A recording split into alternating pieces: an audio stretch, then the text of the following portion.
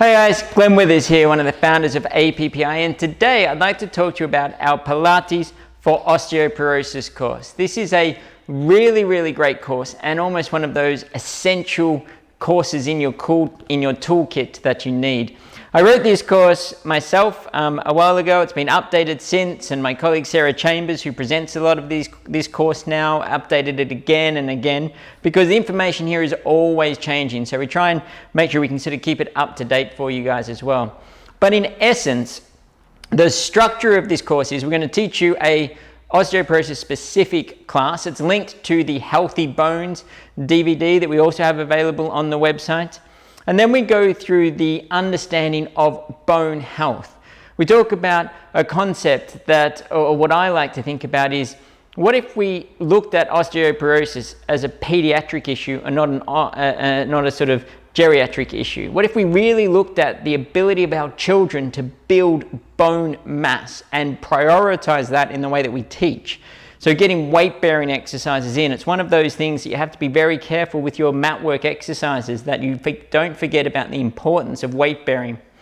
So in this course, we have a look at what's called a lot of the bone health, the physiology behind bone development, osteoblasts, osteoclasts, etc.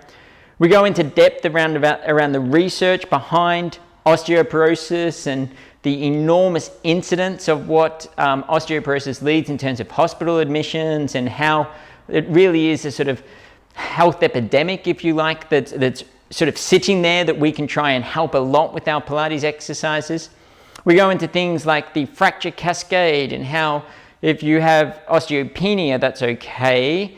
And then you get a diagnosis of osteoporosis, that's okay. We can manage that quite well. But once you have that first osteoporotic fracture, that leads on to this fracture cascade, and you become much more likely to get a second fracture. And then as a second fracture, you become much more likely. And it sort of almost triples and doubles as you progress up the fracture cascade, which is really important knowledge for us as Pilates teachers, I feel. Then we look at the three main fracture sites in the body. So in relation to osteoporosis and fractures, we have the spine, the wrist, and the hips. And so we have exercises based all around these areas of the body to ensure that our exercise program is really specific to the areas of the body that osteoporosis can affect most commonly.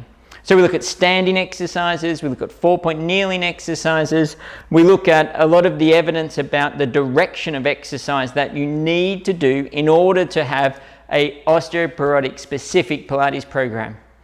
So lots of information. It is a course that many people take. It's a course that is full of information, and it is one of those courses that I think if you're working at all with an aging population of any sort, you really need to understand the mechanics behind bone health and how Pilates can help specifically for generating that sort of bone bank and building that up. So I hope you enjoy the course.